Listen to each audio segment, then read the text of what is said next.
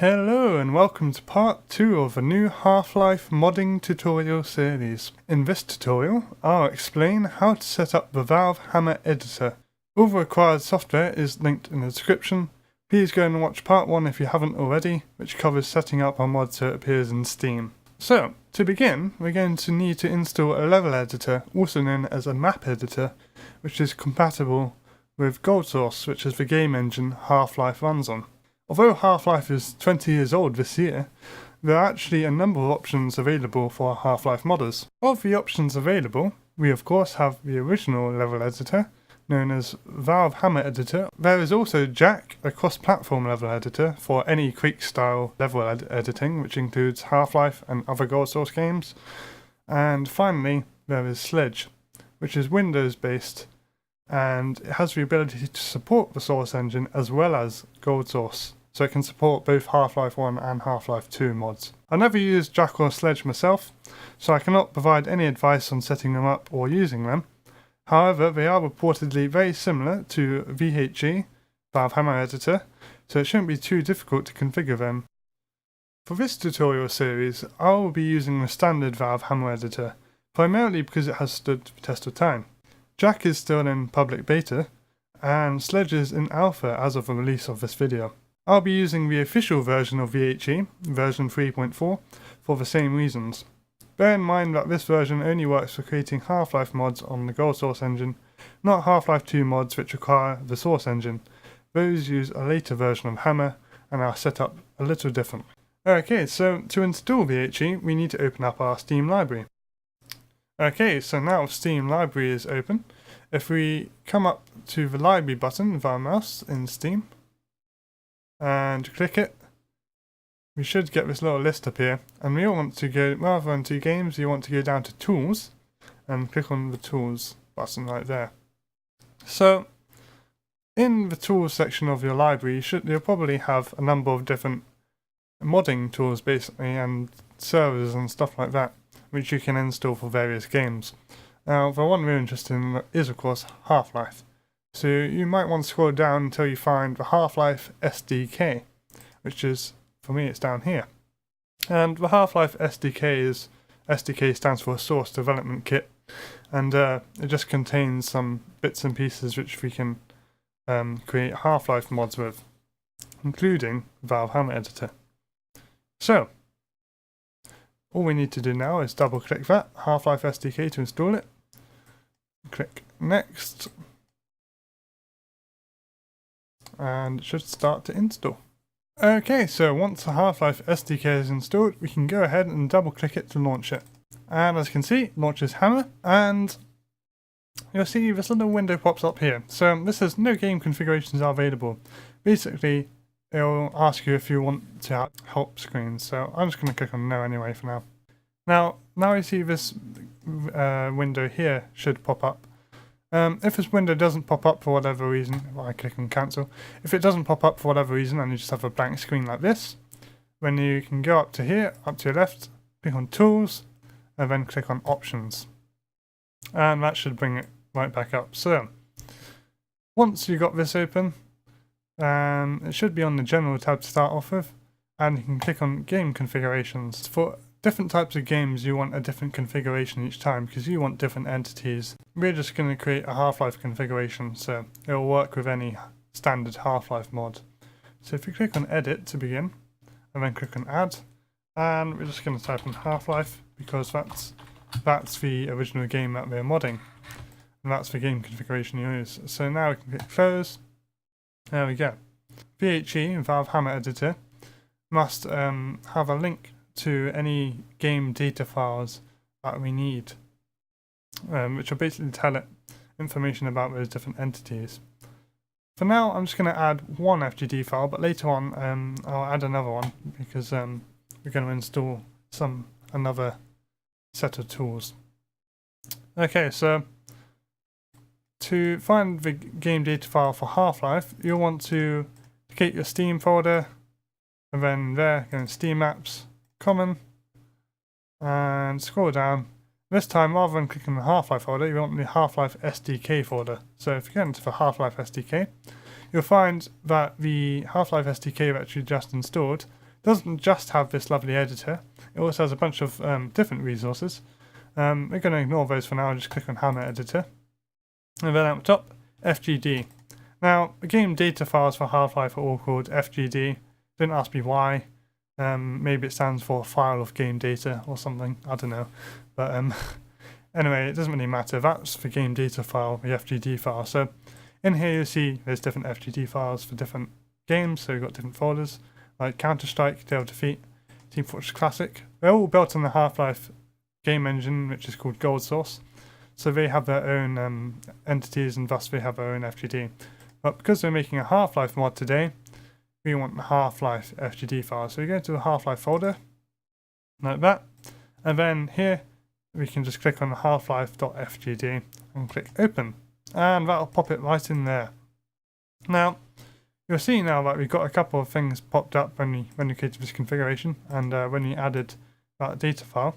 The texture format and the map type don't matter because, for one thing, you can't change them. But yeah, those don't matter at all. However, these two boxes matter a little bit more. Again, they're not massively important. To summarize what these are, the default point entity class is any entity such as player spawn point or light sources, for instance. The default one for that, I would say, would be info player start, because whenever we make a map we need a spawn point for our player, and that's the entity for our spawn point.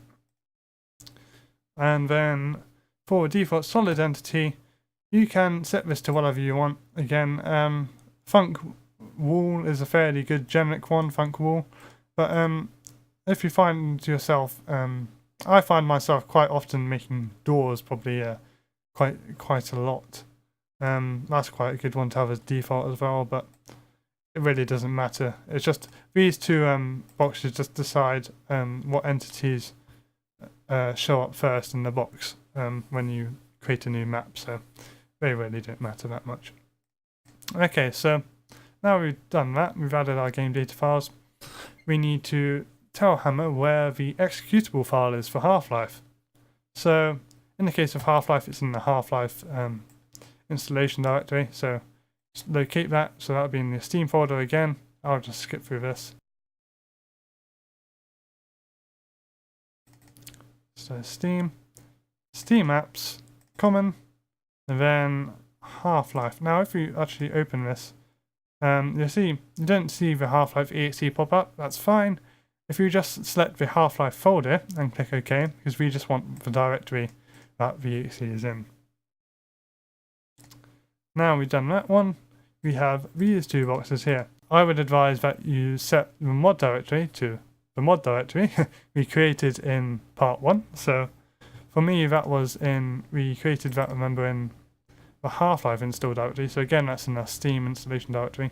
So I'll just skip through this. Steam apps, common, scroll down to find Half-Life.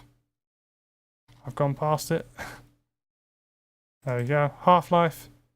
And then here we are at the top, we've got example mod is my mod folder.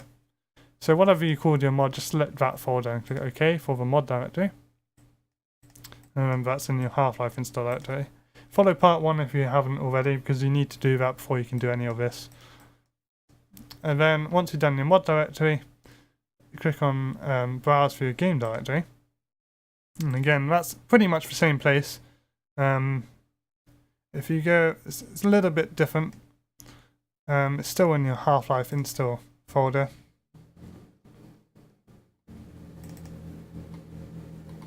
Steam apps, common, Half-Life. Well, this time, rather than selecting a mod folder, of course, we select the Valve folder, because that's where all the Half-Life resources are. And then finally, we come to our RMF directory. Now, an RMF file is a type of file that Valve Hammer Editor can open, so you can edit your maps or your levels or whatever you want to call them. And basically, these RMF files do not work in Half-Life. They cannot be run by Half-Life. If you click on File Save and then try to run that map in Half-Life, it won't work. That's because they're just simple files for saving and accessing information quickly. in Hammer. But Hammer doesn't support things like lighting and stuff. It just supports for basic 3D things so you can build your world. Whereas basically what happens is to the RMF files they're converted into BSP format files.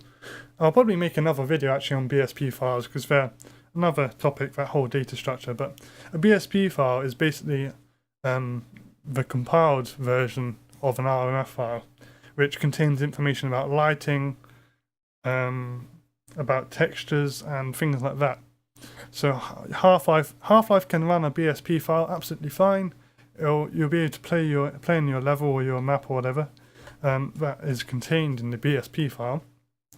But a BSP file can only be made by converting an RMF or .map file into a BSP file. So an RMF directory, as I mentioned, is just wherever you save your temporary maps for Hammer. So when you edit a map, you'll open an RMF file. When you save your map in a Hammer, you'll save it as an RMF file. So wherever you have this, doesn't matter too much.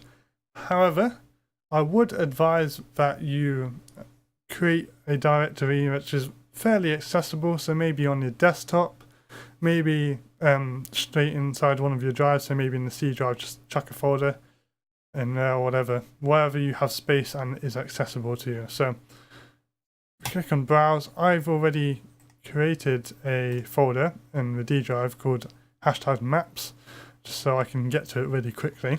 And you click OK, there we go. And that means that whenever we save our levels in Hammer, then the RMF file should get output to here. Click apply now. There we go. That's our game configuration done for our Half-Life mods.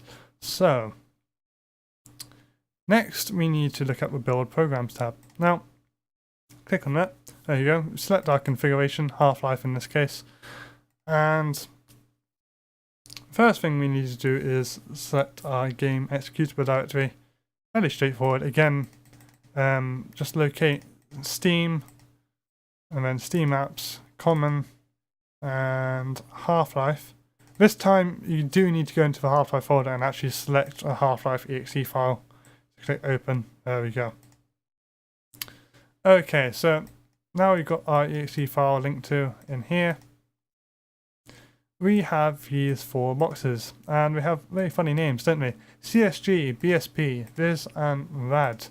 So these 4 directory links, basically there are, as I mentioned earlier, an RMF file is not a BSP file. It cannot be used as a map by Half-Life. It can only be used recognized by the level editor, which is this Hammer. The CSG file, the CSG executable, converts all our textures and places it in the BSP file. The BSP executable takes all the static structures like walls and floors and things, chucks that 3D information into the file, and then the Viz and the RAD executables deal with stuff like lighting and other stuff to do with shadows and things like that. So those 4 files basically chuck a bunch of information into one BSP. Those 4 executables chuck a bunch of information into one BSP file, which Half-Life can recognize and run as our map, as our level. So I'd like to talk about some of the various different tools you can have for this. So of course the HalfLife SDK comes with a very basic set of these programs. There are 4 basic programs that come with Hammer, and of course that is the CSG, BSP, and Viz and RAD executables. But there are 2 alternatives actually. One of them is ZHLT, which is a pretty well known set of build programs. So I think ZHLT stands for Zona's Half-Life tools. Basically, those tools just contain these exe files for each of these sections, so you can convert your map into a file that Half-Life can run, so you can actually play it in game. There has been a newer version of ZHLT called VHRT, which is basically an upgraded version of ZHLT. Whichever tools you choose to use, the setup is exactly the same. You link these 4 boxes to the relevant executable file. So wherever your CSG executable file is, you would click on browse and you would find that. So the default ones I'll show you are in your HalfLife SDK install in map tools. You can see they're all here. So you've got CSG, Viz, BSP, and RAD. But we're not going to be using those because they are very outdated. So I'm going to take you through how to install VHRT. Open up a web browser. And I'll provide a link in the description to download VHRT. There we go. Just paste that into your web browser, search bar, whatever, and hit enter. And it should, there we go, it immediately downloads the zip file. Then you can open it. And it should be in your downloads folder. So this is inside the zip file. We need to extract it before any of it will work. So if we go into our downloads, you can see I've actually downloaded another version before. But if we extract this, so use 7-zip or use WinRAR, again I'll link to 7-zip if you haven't got it. And we need to click on extract files, 7-zip extract files. And I'm going to actually change the folder that this is extracted to and put it in my D drive. So it's very important where you place, where you extract these files. So preferably don't have any spaces in the name and make sure it's somewhere accessible, because I have had issues in the past where people have got errors trying to compile their maps, compile their levels. I think partly because the path name is actually too long for Half-Life to correctly locate it, or it's got spaces in it or whatever. So put it somewhere very shallow in your file browser or whatever. So I'm just going to stick mine on the D drive and make a new folder. And I'm just going to call mine VHRT. There we go. There we go. So I'm going to click OK. And it will extract the VHRT toolset to there. So that's all fine. OK. And you should find now that you've got that all extracted in here. Perfect. So if you go into tools, and you'll see you've got a bunch of files here, but the important ones are the BSP, CSG, RAD, and Viz. And you can see there's 32-bit versions which just have the names, and then 64-bit C_x64 as well. Because I'm using a 64-bit OS, then I'll use the 64-bit executables. You also noticed that there's a couple of extra files down here, such as lights.rad, which is a very important file. Make sure all of these files, by the way, are in the same directory. Don't separate them. And there's also zhlt.fgd. Now, there are a couple of extra entities provided by zhlt and, of course, by VHRT, which builds on zhlt.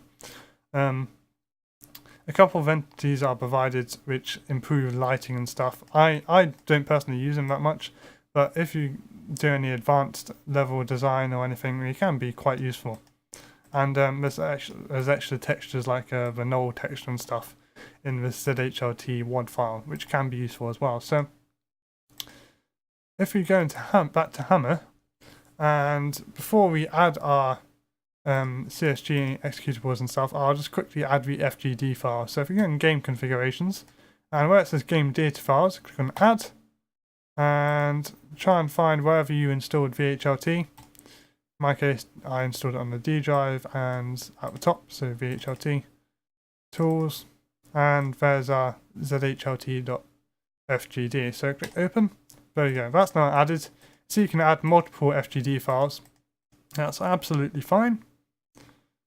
Now we've done that, we can go on build programs again, and we can add our CSG, BSP, Viz, and RAD executables. So rather than, actually, if you click on browse, and see I'm already in the folder, but just navigate to wherever you installed VHRT, then tools, and then the first one we're looking at is CSG. So we want CSG underscore x64 if you're on a 64-bit computer, or just HLCSG if you're unsure, or if you're on a 32-bit computer. So I'm going to do times 64 because that's the type of OS that I'm using. Okay, open, cool. So we've added that one. Now I'll try the BSP one. Exactly the same, but we use the BSP executable this time. And the viz exactly the same, but we locate the viz executable. Viz. And then rad exactly the same, but relocate the rad executable. There we go. So that is fairly straightforward. VHRT takes up barely any space, and it's much better improvement over the standard HalfLife SDK tools. So I highly recommend using those tools. Okay, and finally, perhaps the most important option of all, now we've installed VHRT and everything, is to look at this box right here. So it says place compiled maps in this directory before running the game. So as I mentioned earlier about RMF files, they get converted into BSP files, and those BSP files can then be used by Half-Life. And the process to do the conversion uses these tools. And when it's finished converting them, when it's finished compiling our map, our level, then it will stick it in a folder, and we can specify the folder where those files are stuck out with this box right here. Now, it's quite useful as soon as it's finished compiling, if it just automatically launches Half-Life for you and it launches your map so you can test it and play it and everything and see how everything's working and see if you get any errors or whatever. So if you click on Browse and you locate your Steam installation directory again, yours is probably on the C drive as I mentioned earlier. I'll skip ahead here. Steam Apps, Common, then Half-Life. And then once we're in the Half-Life installation directory, go into Valve, and then select the maps folder and click OK.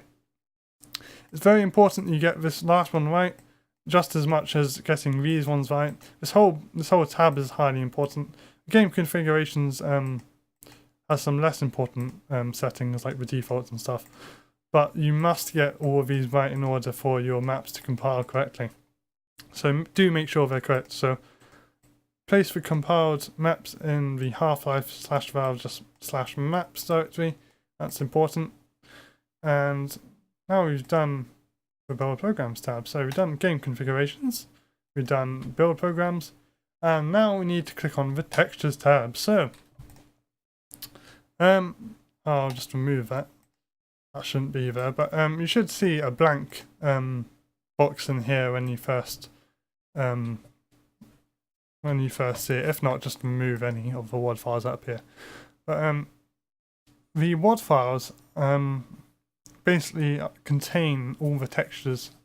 It's sort of like a zip file, sort of like a compressed file, which Valve was it Valve? No, it's actually I believe the people who made Doom, id Software actually developed the WAD files. I think it stands for Where's All the Data or something like that. But basically they store all the 2D texture information, so things like pictures of walls and concrete and wood and things like that. All those textures are stored in WAD files. So we need to add some WAD files before we can add some color to our map. So we need to select Add WAD. Yes, so one of the important ones we need to add as well, because now we've installed VHRT. If you actually locate your VHRT folder and then go in Tools, you see there's zhrt.wad. You should open that one because it's got a couple of extra textures which are quite useful. And if you've done any source modding, you'll notice things like there's actually a null texture which can be quite useful, and bits and pieces like that. So I'd recommend using the ZHRT WAD file. Now there is one important thing to note before we go crazy and add like 20 WAD files, is that Hammer unfortunately cannot support any more than 8 WAD files at a time, and I'd say 8 is pushing it really. I don't know why entirely, but errors start to appear when you try and compile a map and you have more than 8 WAD files. So do make sure you don't use any more than 8 WAD files. So I'm just going to add 4 more besides the ZHRT, so that's a total of 5, so that's absolutely fine. For Half-Life mods, you only need 4 or 5 WAD files, and that even leaves space for creating your own textures and putting them in a WAD file as well, so that's absolutely fine. If you navigate to your Steam directly again, we're going to try and find our SDK, Half-Life SDK install.